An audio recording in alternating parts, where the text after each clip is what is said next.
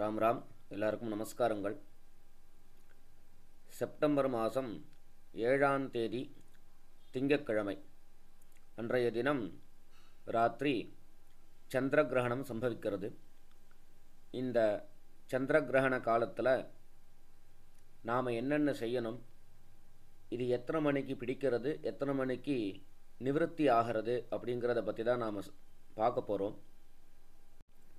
இந்த சந்திரகிரகணமாகப்பட்டது ராத்திரி 9:57 ஆரம்பமாகிறது. அதனுடைய மத்தியம காலம் அப்படிங்கிறது 11:41. நிவர்த்தி காலம் நடு இரவு 1:26. அதாவது 9:57 நடுராத்திரி 1:26 வரைக்கும் சந்திரகிரகணத்தினுடைய காலம். இப்போது இது எந்தெந்த நட்சத்திரக்காரர்கள் இந்த கிரகண காலத்தில் சாந்தி செஞ்சுக்கணும் அப்படிங்கிறத பார்ப்போம். அவிட்டம், சதயம், பூரட்டாதி, திருவாதிரை மற்றும் சுவாதி, இந்த நட்சத்திரக்காரர்கள் எல்லாருமே சாந்தி செஞ்சுக்கணும். இந்த கிரகண காலத்தில் நாம் என்ன அனுஷ்டிக்கணும், எப்படி அனுஷ்டிக்கணும், சாந்தி செஞ்சு கொள்ளக்கூடிய ஜபம் என்ன, ஸ்லோகம் என்ன அப்படிங்கிறத அடுத்தபடியாக பார்ப்போம். இந்த கிரகணம் ஆரம்பித்த உடனே எல்லாரும் ஸ்நானம் செய்யணும்.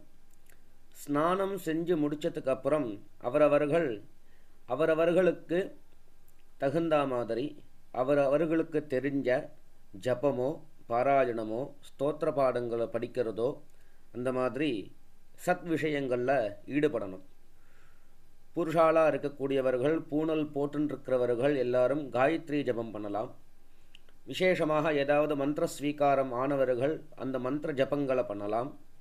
ஸ்திரீகளாக இருக்கக்கூடியவர்கள் ஸ்தோத்திர பாடங்கள் படிக்கலாம், சஹஸ்ரநாமங்கள் பாராயணம் பண்ணலாம், நாம ஜபங்கள் பண்ணலாம்.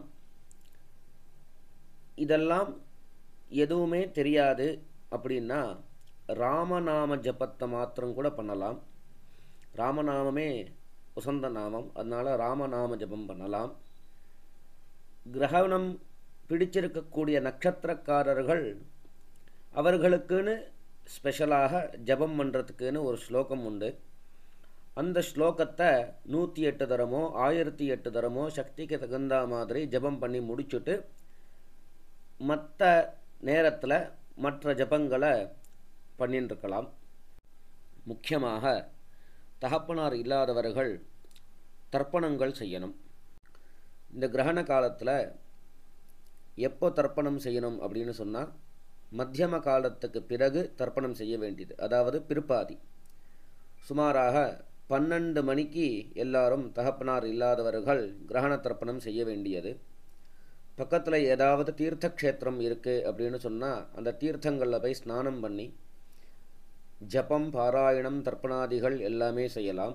சமுத்திரம் இருந்தது அப்படின்னு சொன்னால் சமுத்திரத்துலேயும் போய் ஸ்நானம், சமுத்திரக்கரையில் ஜபம் பாராயணம் தர்ப்பணாதிகள் இவைகள் எல்லாத்தையும் நாம் அனுஷ்டிக்கலாம். இந்த மாதிரி கிரகண காலத்தில் கிரகணம் பிடிப்பதற்கு முன்னாலேயும் சரி, கிரகணம் விட்டதுக்கு பிறகும் சரி, 2 சமயத்திலையும் நாம் ஸ்நானம் பண்ணணும். அந்த கிரகணத்தினுடைய கடைசி காலம், அதாவது இந்த நட்சத்திரக்காரர்கள் யார் யாருக்கெல்லாம் கிரகணம் பிடிச்சிருக்கோ அந்த நட்சத்திரக்காரர்கள் அனைவருமே இந்த கிரகணத்தினுடைய முடிவு நேரத்தில் தானங்கள் எல்லாம் செய்ய வேண்டியது. என்னென்ன தானம் செய்யலாம் அப்படின்னு சொன்னால் வஸ்திரதானம், பல தாம்பூல தானம், தட்சிணாதானம், ஸ்வர்ணதானம், வெள்ளி தானம், இந்த மாதிரி யார் யாருக்கு என்ன சக்தி உண்டோ அந்த சக்திக்கு தகுந்த மாதிரி தானங்கள் எல்லாம் செய்ய வேண்டியது. தானியங்கள் எல்லாம் தானம் கொடுக்க வேண்டியது. இரவு நேரமாக இருக்கிறதுனால பிரத்யட்சமாக தானம் கொடுக்க முடிஞ்சுதானா கொடுக்க வேண்டியது. பிரத்யட்சமாக கொடுக்க முடியலை அப்படின்னு சொன்னால் அந்த நேரத்தில் நாம் மனசனால் சங்கல்பித்து அதை எடுத்து வச்சுட வேண்டியது. மறுநாள் சூரியோதயத்திற்கு பிறகு அவாளுக்கு கொடுக்க வேண்டியதை தானம் பண்ண வேண்டியது. பிராமணாளுக்கோ வாத்தியாருக்கோ இல்லை ஏழை எளிய மக்களுக்கோ யாருக்காவது அதை தானம் பண்ணி கிரகணத்தினுடைய பலனை ஸ்வீகரிச்சுக்க வேண்டியது. இந்த கிரகண காலத்தில் நாம் செய்யக்கூடிய ஜபம் பாராயணம் தானம் இத்தியாதிவைகளுக்கு கோட்டி மடங்கு பலன் அப்படின்னு நம்மளுடைய தர்மசாஸ்திரங்கள் எல்லாம் சொல்லியிருக்கு. அதன்படி இந்த கிரகண காலத்தில் நாம் அனுஷ்டிக்க வேண்டியவைகள் எல்லாத்தையும் அனுஷ்டித்து தான தர்மங்கள் ஜப பாராயணங்கள் எல்லாம் செய்து இந்த கிரகண காலத்தினுடைய பலனை நாம் எல்லாரும் அனுபவிப்போம். அடுத்தபடியாக இந்த கிரகணத்தில் பிடித்திருக்கக்கூடிய நட்சத்திரக்காரர்கள் என்ன ஸ்லோகத்தை ஜபம் பண்ணணும் அப்படிங்கிறத பார்ப்போம். யோசௌ வஜ்ரதரோ தேவஹ ஆதித்யானாம் பிரபுர்மதஹ சஹஸ்ர நயனச்சந்திரஹ கிரகபீடாம் வியபோஹது. இன்னொரு தரம் பார்ப்போம். யோசௌ வஜ்ரதரோ தேவஹ ஆதித்யானாம் பிரபுர்மதஹ சஹஸ்ர நயனச்சந்திரஹ கிரகபீடாம் வியபோஹது.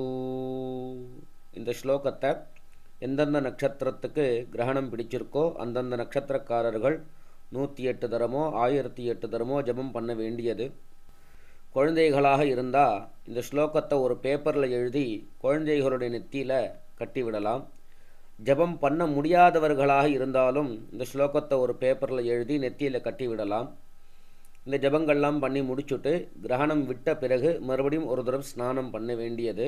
இப்படியாக கிரகணத்தினுடைய காலத்தில் நாம் என்ன அனுஷ்டிக்கணும் அப்படிங்கிறத பார்த்தோம். அடுத்தபடியாக இன்னொரு சந்தர்ப்பத்தில் உங்கள் எல்லாரையும் சந்திக்கிறேன். ராம் ராம், நமஸ்காரங்கள்.